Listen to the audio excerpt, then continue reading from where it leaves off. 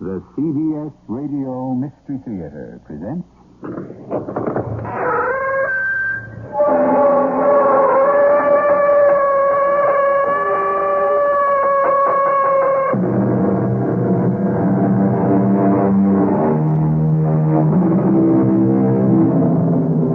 Come in.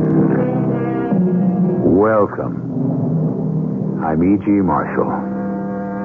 Hypnosis has fascinated mankind for centuries, particularly since the 1700s, when Franz Mesmer, a Viennese physician, used his hypnotic talents to heal the sick. There are more disagreements, both scientific and unscientific, over what hypnosis can or cannot do than there are agreements. For instance, can a mesmerized subject commit a crime against his will? In theory, no. In practice, who can tell? Professor Gilroy, I hope because I am rather younger than you won't take this unkindly. But were I you, I would not see Miss Penclosa anymore. What do you find objectionable? That she has psychic powers? I beg you, she is dangerous. For your own safety, stop seeing Miss Penclosa before it is too late.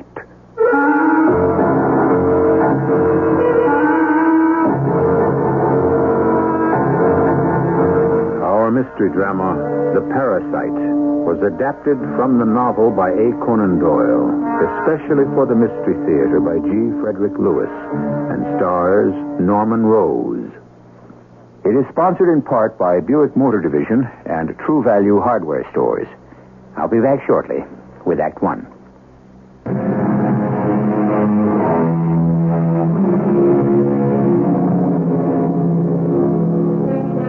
Who hasn't heard of Arthur Conan Doyle, creator of the unflappable, imperturbable Sherlock Holmes?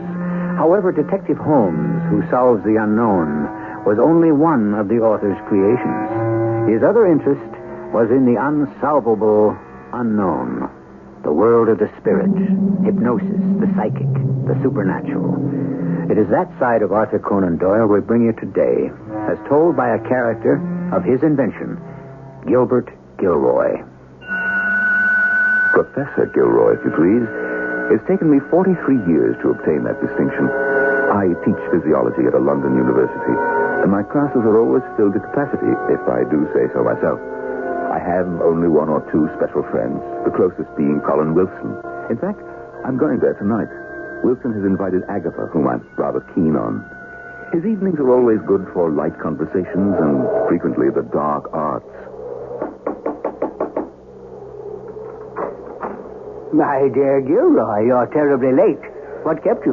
One of these days, someone will invent a better way to propel a tram car than a horse. Come in. Come inside. I want you to meet a very special new guest of mine. Another refugee from the world of make-believe? My dear fellow, I have a phenomenon. I can't wait for you two to get together. Oh, no. I was hoping to concentrate on Agatha. She is on her way. She'll be here. This person I shall introduce you to is quite extraordinary. My dear Wilson, you are so gone on the pseudo-semi-science, it's laughable. What is laughable is a scientist with a closed mind.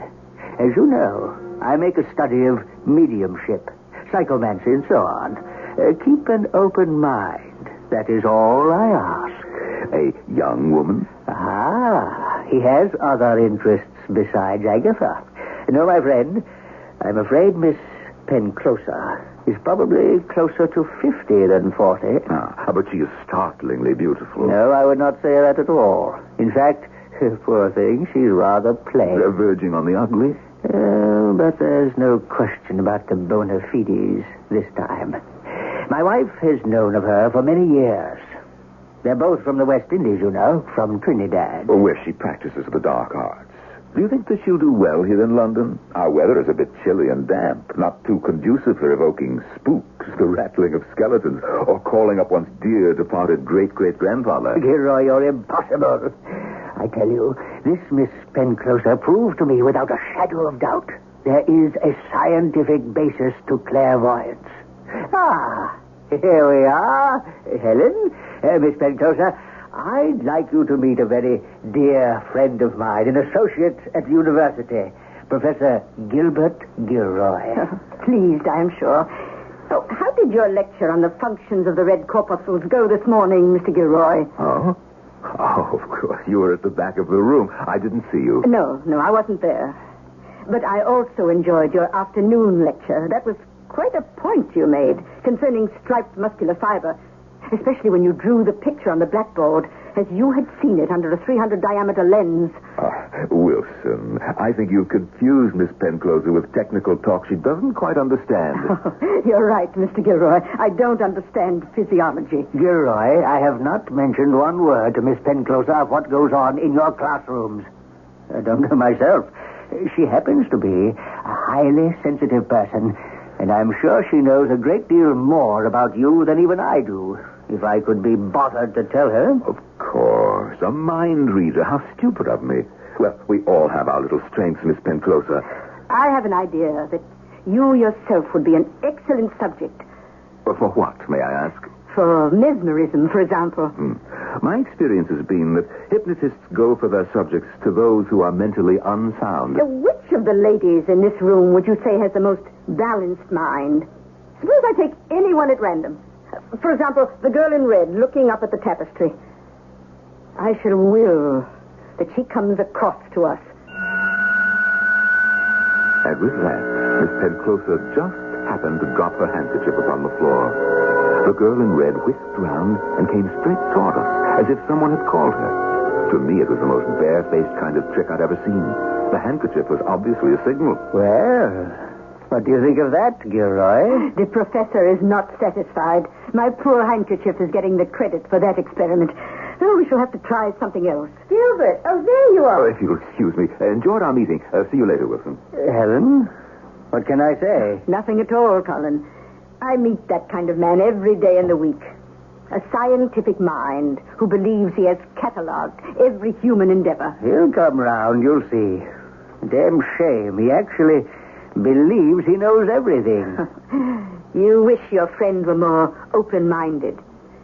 Perhaps something will happen to him within the next 12 hours that will convince him he does not know all the answers.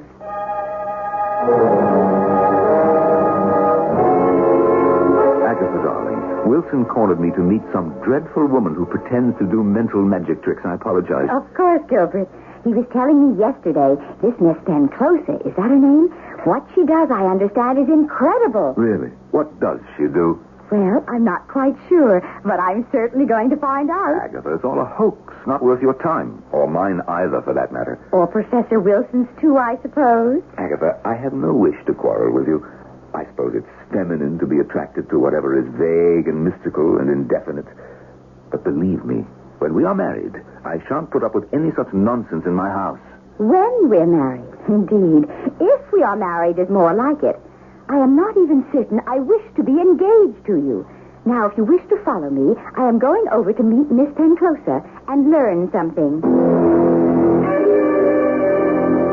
Helen, this is Agatha Marden, daughter of our dean, Miss Pencloser. I'm thrilled. I've heard so much about you.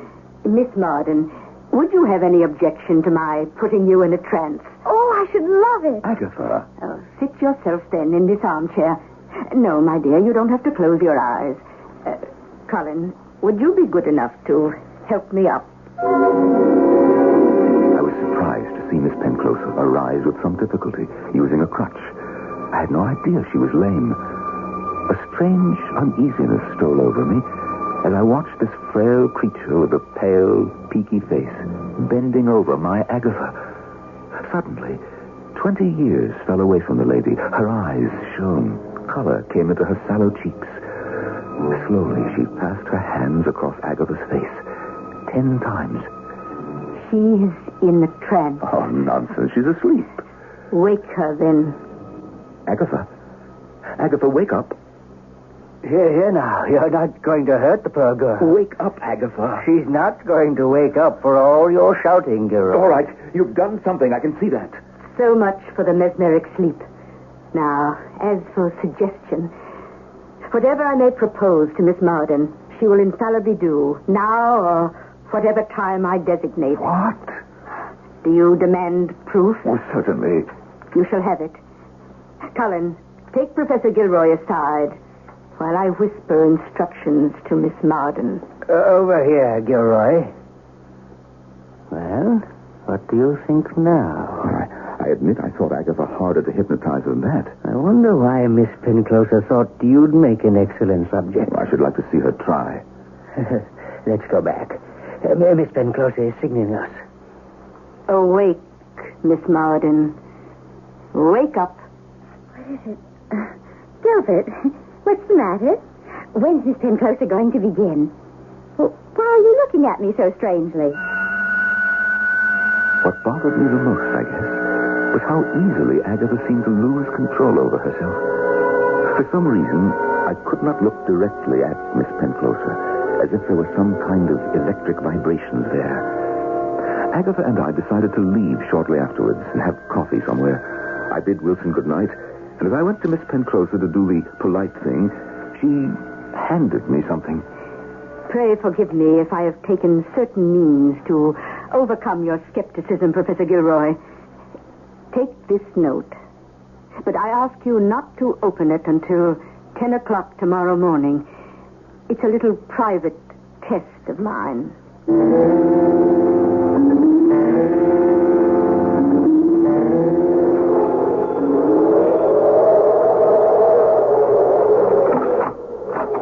Agatha, what are you doing here this early in the morning? Well, I'm not even dressed yet. Forgive me. Do come in. What time is it? 9:30. Oh, as late as that?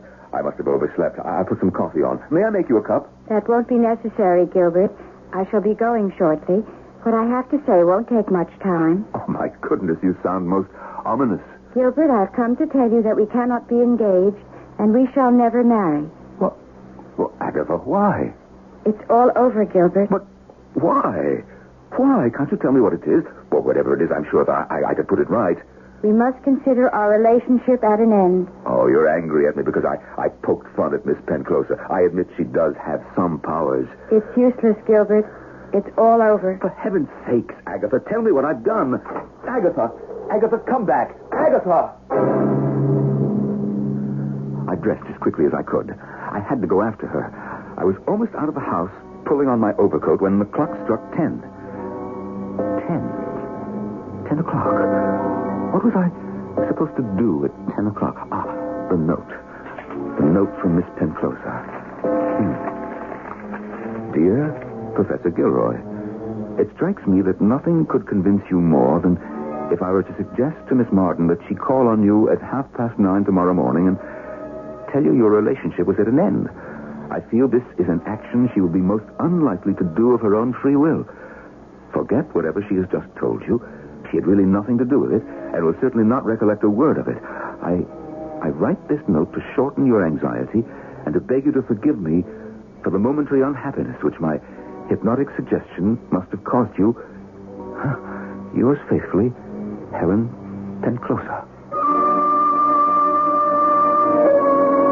Gilbert Gilroy had thrown down the gauntlet, and Helen Penclosa had taken up the challenge. The battle between the conscious and the unconscious will begin shortly, when I return with Act 2.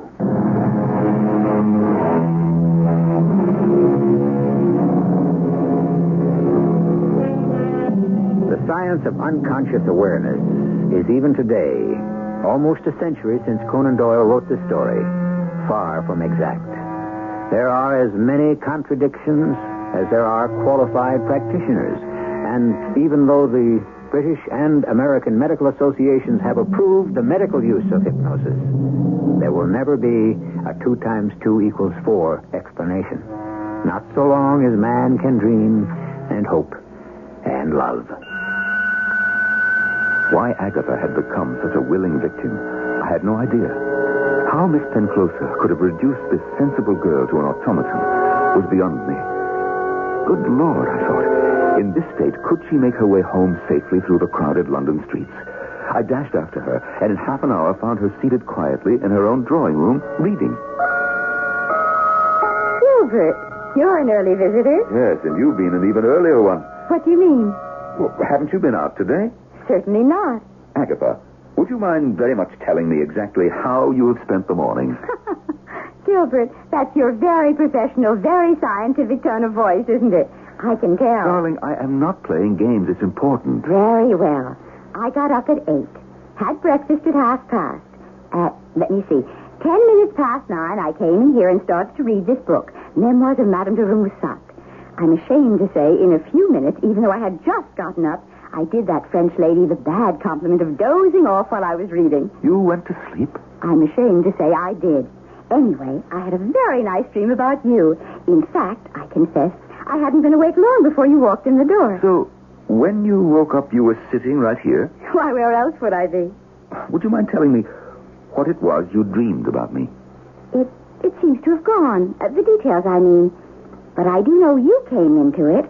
I did see you in my dream. Agatha, if you haven't been out today, why are your shoes so dusty? Really, Gilbert, you're becoming as tedious as you were yesterday at Colin Wilson. I'm sorry. I've already apologized for last night. You have? I didn't hear you. Well, don't you remember?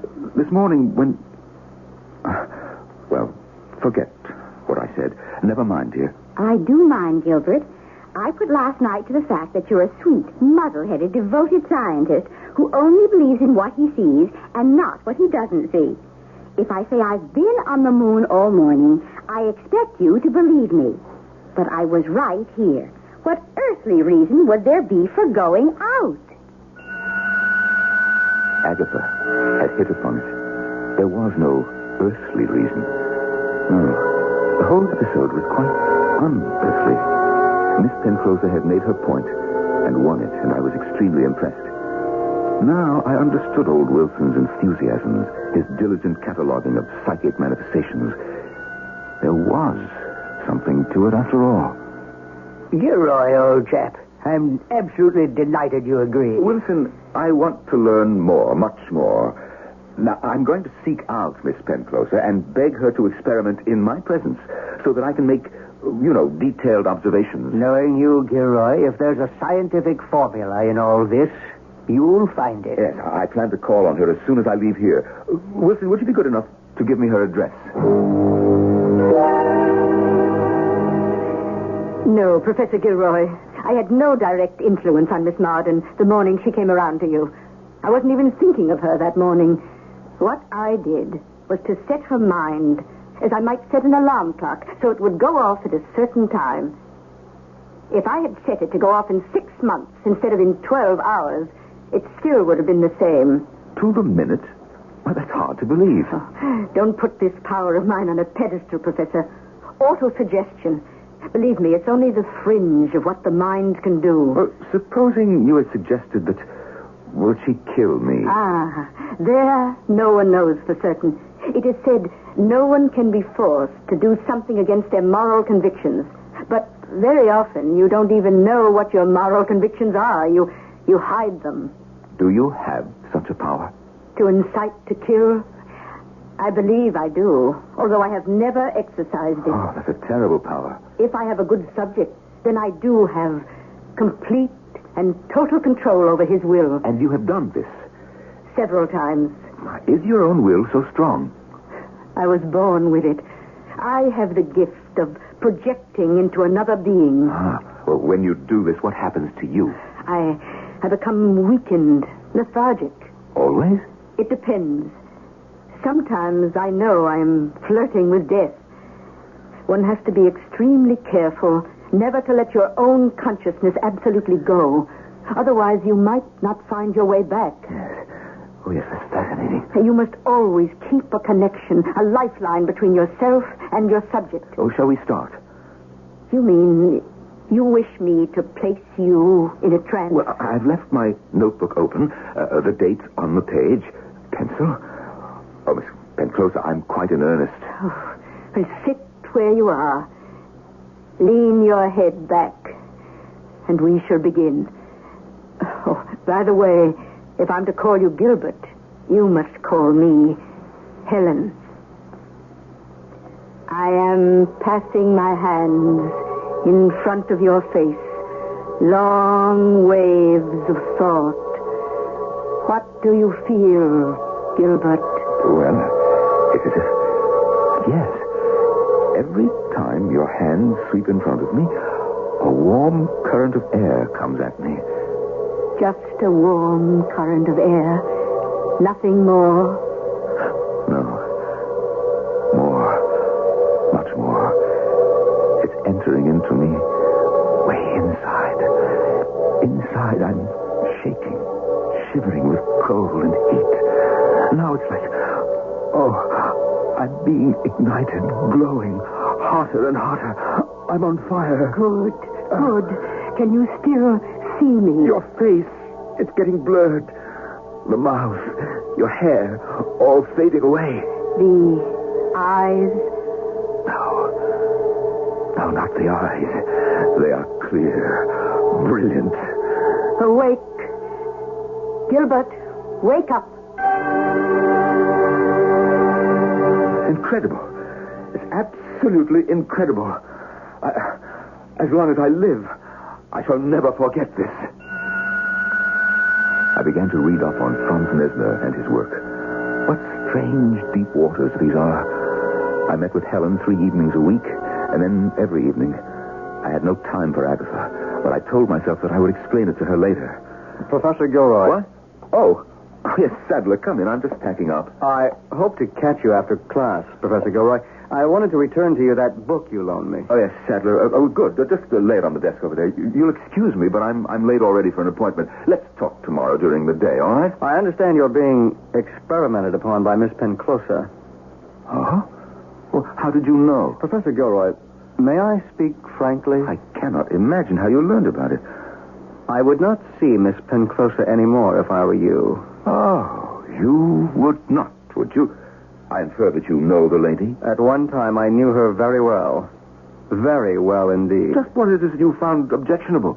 Someone very close to me allowed himself to enter her peculiar world, and as a result, he was fortunate to be able to cut off the friendship. Ah, there was a friendship. I'd rather not say anymore, but, sir, my kinship to you, as well as Professor Wilson and the other teachers here at the university, goes much deeper. So it is out of true regard and allegiance to the profession we serve that I beg you... Well, you begged me. For your own peace of mind and safety, stop seeing Miss Penclosa before it is too late. Of course, John Sadler was jealous. This sweet professor of anatomy. I have displaced him in Helen's eyes. Wait. What am I talking about? Myself and Helen Penclosa? I realized immediately I should spend an evening with Agatha Martin. Well. To what do I owe the pleasure, Professor? Agatha, Where have you been keeping yourself? No, don't tell me. Charles Sadler has already informed me. Sadler? What business is it of his? Oh, Gilbert, we must stop this immediately, please. Yes, I don't want to quarrel either. Agatha, I have missed you. The moment I saw you, I was so happy. It's been weeks. I know you're busy. I'm not going to ask for any explanation. I don't know that I could give them. You look so haggard and drawn. It suddenly made me furious. I thought it's all her doing. I don't like the idea of Charles Sadler speaking to you. Gilbert, he worships the ground you walk on. He doesn't want anything to harm you. Yes, he came to me with dire warnings. You will admit you've been overworking. Just look at yourself in the mirror. Anyway, it wasn't about her he came to see me. It was rather sweet, really. He said, why didn't you and I get married? Forget the engagement. Why the meddling matchmaker? Now, wait. Charles is very concerned. He said he'd heard that you were so overtired that several times you had to stop one of your lectures and leave the classroom. It was a nerve. It was obvious you needed taking care of. And if I truly loved you, I wouldn't hesitate. Oh, I see. This fledgling Professor Charles Sadler gossips and you listen. Gilbert, be reasonable. So I'm fumbling about in my classes, looking poorly, sleeping badly, and need to be nursed. I suppose so, in a way. But he meant it from the heart. Agatha, I do love you. Whether we are engaged or not, or whatever the date we choose for our wedding, has nothing to do with the investigation that I am conducting. You must realize the importance of this experiment with Miss Penclosa. And no matter what anybody says or thinks, I am not going to be deflected from completing it.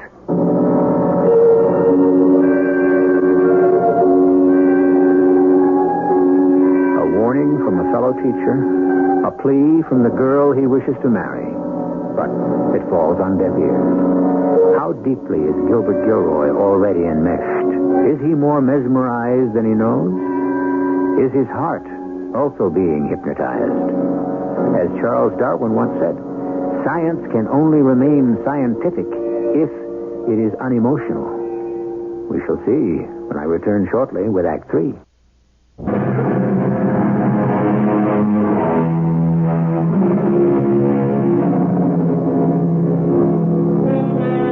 Back in the 1890s, it was Conan Doyle's flight of imagination that made him predict post-hypnotic suggestion and behavior. Today, it is a scientific fact. For example, a pregnant patient today may be instructed post-hypnotically to develop at some future time when labor begins an obstetrical anesthesia to meet the needs of childbirth. But to Gilbert Gilroy, what started out as a hope and a dream is fast becoming a nightmare. All this concern about my well-being that Charles Sadler expressed to Agatha was only a blind, and I knew it. Sadler was jealous. Was there cause for jealousy? I had to admit I was beginning to see Helen differently. During our sessions, she was vital and vibrant, and I must admit, appealing. It came to a head on Tuesday. I awoke from a trance and found my hand in hers, her eyes looking at me with such tenderness and longing. I could not mistake what was happening. Helen Penclosa was in love with me. How do you feel, Gilbert? Well, I don't know what to say. Is what is happening that strange? Do you mind? I think I'd better jot down my impressions of this experiment. Oh, Gilbert, you're so transparent. The way you quickly disengaged your hand from mine. What? I don't know what you're talking about. No, I should be leaving. I have some term papers to correct. Gilbert, sometimes there is a force generated between two people which has a life of its own. It is born, it breathes, and nothing can stop it. Actually, I'm more exhausted than I thought. I suppose that's why I'm not able to understand you. Oh, Gilbert, that force is called love. Are you saying... I am saying we have become very close in the past month. No, you're quite mistaken. I've given my heart to Agatha. There's no room for anyone else. Oh, yes, she's a nice, ordinary girl, but not for you. If you will forgive me, Miss Penclosa, I must leave. I let myself out. Gilbert, you cannot escape the truth. Don't try to. I have opened my heart to you. I don't take well to being rejected.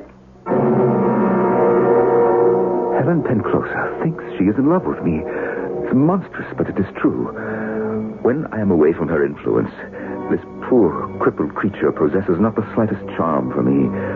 But when I am near her, I seem to be blinded. She arouses something in me, something evil, something I'd rather not think about. I must put an end to our experiments into the psychic and never see her again. You asked me to stop by, Professor Gilroy? I did. Charles, sit down. Do you remember coming to see me some weeks ago and warning me that for my own good I should not see any more of Miss Penclosa? Now, I appeal to you now to tell me what you know. I see. You too, huh? Yes? I didn't say anything. I know you didn't, Charles, but I want you to. There's nothing to say. Help me. Do you remember telling me of someone close who'd had an unhappy experience with Helen Penclosa? Well, you see, the identical thing has happened to someone I know very well. This man is about to become engaged to one of the sweetest girls in England. Yet he finds himself completely influenced by this woman. He has tried not to see her, but at night there is this gnawing at him that won't let him alone. She is not an attractive woman, in fact, crippled, but I know the lady. This power emanating from her, well, he is like a puppet. I see. You don't see. This man, this friend of mine, what can he do? You have had experience, you said. I've told you all I could. Your friend must break with her. There is no other way. What? Is that all that you can tell me? Professor Gilroy, What I know is so painful to me. I have had to remove it completely from my memory. I wish you the same luck, sir. I know very well that about 8 o'clock tonight, the craving to see her will come upon me. By 10 o'clock, it will be torture. And tonight, I will make it impossible for me to leave my rooms. I shall lock my door from the inside, go to the window, and throw the key into the garden below.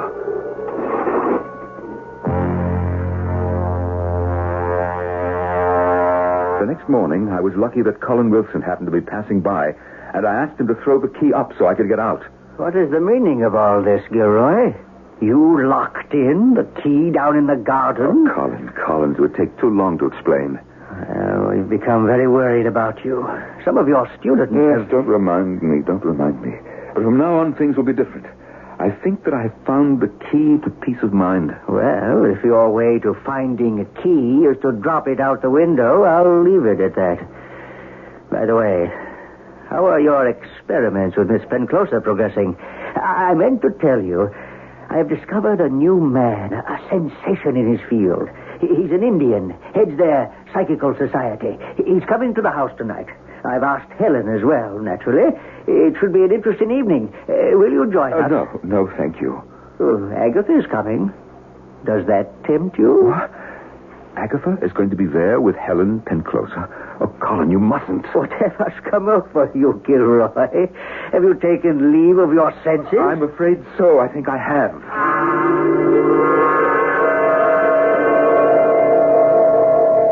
Not go tonight to Colin Wilson's party? But why ever not, Gilbert? Because I can't be there. I'm sorry about that, but we don't always have to make public appearances together. Agatha, I want you to do one thing for me. When you see Helen Penclosa, you must promise me never again to allow her to hypnotize you. But just the other day you told me how important what you were doing with her was, and how nothing would stand in your way. I know, but I have changed my mind since. You stopped the experiments? For good? Yes, I have. Oh, I'm so glad. You cannot imagine how pale and worn you've been lately, and so strange. I'm convinced these sessions, this hypnosis or whatever it is, has been very bad for your nerves. Darling, I couldn't agree with you more. No problems last night at all. No locking myself in, because I knew Helen was at Colin Wilson's. But tonight, there may be trouble. For one thing, I ran into Wilson on the campus, and he told me Helen had fallen suddenly faint and had to be taken home. A coldness gripped me from head to toe as he talked. That same freezing fear is at me now. 1 o'clock in the morning. I shall go mad. I'm not far from it now. My head throbs. I'm shaking as though in the throes of a fever. The key. Where is the key? I must lock myself in. There is no key. Let go of me. Let go. Oh, my feet are taking me to the door. No. Who am I? Why am I doing this? I'm two people. An alien will forcing me out the door, and my other self trying to hold back. It's no use. I'm lost. No. I knew you would come, Gilbert. I heard that you were ill. I had to see you. You came because you love me. Yes. Say you love me, Gilbert. I love you, Helen. Oh, that is good. So good. What is it, darling? Okay. Carry me to the sofa. I'm so weak. So much of me has gone out to you, is in you. I'm trying hard to come back, but it is hard. So hard. Her face, which had been pale before, was now ghastly. As I watched, my own spirit struggled to free itself from her will. As she lay there, somehow, I was able to regain my soul. I felt free of her. I have tried to do too much. Your absence. I couldn't live without seeing you. Oh, stop. Stop it. Brandy. Give me some brandy.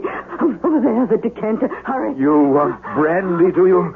I'll give you brandy, a whole decanter full. Put your head on the floor. Perhaps there are a few drops there. Save you. You are a frightful woman, bleeding my soul, feeding on me like a parasite. Gilbert, I love you. Love? You were a human spider. How many others were there? Charles Sadler, remember him? What happened? Why are you turning The on very me? sight of you, the sound of your voice fills me with horror. That's the only feeling I have towards you. I left her, fainting, or for all I knew, pretending to faint. The next day, Wilson told me that Helen was seriously ill. A weakness no one could explain. Slowly, I began to regain my strength, my peace of mind. My lectures went well, or so I thought. I did detect a little uneasiness among my students, but I put their restlessness down to spring fever. On Wednesday, it seemed to me a number of them must have been drunk. They were laughing outright for absolutely no reason. Gilroy, good of you to see me. What are you talking about, Wilson? Good of me. May I sit down? You sound so serious. If it's about the Penclosa woman, well, that's all over. My little foray into psychic experimentation, nothing to it. I leave the field to you. I'll stick to mine, physiology. It's about your lecture. Oh, then you've heard I seem to have got myself quite an irrepressible bunch this semester, just the past month. The dean has asked me to tell you you are to be relieved of further lectures. What? It's only temporary. But why? The dean thought it best to give you the opportunity to regain your health. I'm not to give any more lectures. I'm not Professor Gilroy anymore. Oh, but the laboratory is still in your charge. She has won. She has discredited me, fought back at me, and won. What are you saying? I feel her presence, her influence. I struggle against it. Words don't come out as I intend. The students, they see me struggling physically. That's why they laugh at the faces that I'm making. And then I would win, and I'd go on, and suddenly out of my throat would come her voice, saying outrageous things. I even sang a song one time. Yes, I did that. Me, a professor. And then my brain clears again, and I finish my lecture as calmly as I began it. What you've told me, Gilroy, I'll regard in strictest confidence. You will get well, I'm sure of it. Does the dean think so? He doesn't doubt it. And his daughter, Agatha, what will she think when she learns that I've been fired? You haven't been fired. Agatha is all for you getting a rest. Until I introduced you to Helen Penclosa, you were on your way to a brilliant career. It will continue. No, not while that parasite soul is alive. I'll tell you something strange, Wilson. For no reason in the world, suddenly, at 10 o'clock this morning, I felt as though a great weight had been lifted from my shoulders. I thought that I could start anew. I could face anything. Well, now I know that I was mistaken. It's her life or mine. Didn't you know? No, of course not. How could you? This morning, Helen Penclosa passed away. Oh, no. Is that true? Yes. This morning, at 10 o'clock.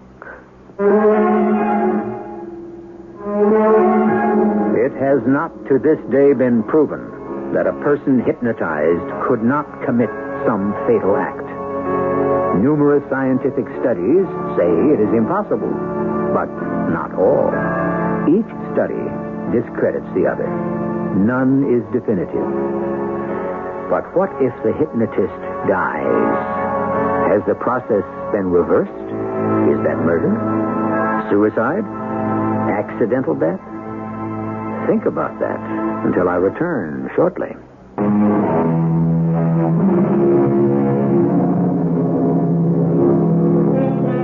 Hypnosis is as ancient as sorcery. It became a science when Franz Mesmer, a Viennese physician, used it to heal his patients. After him, the word mesmerism was coined. He has written, "There is an occult force that binds doctor to patient, a chain of many links that is broken only by death." Mesmer actually, in his day, had no knowledge of the psychological, yet he opened a door to treatment, the threshold of which is still uncrossed. Our cast included Norman Rose, Bob Caliban, Bryna Rayburn, and Hetty Galen. The entire production was under the direction of Hyman Brown. This is E.G. Marshall inviting you to return to our Mystery Theater for another adventure in the macabre. Until next time, pleasant dreams.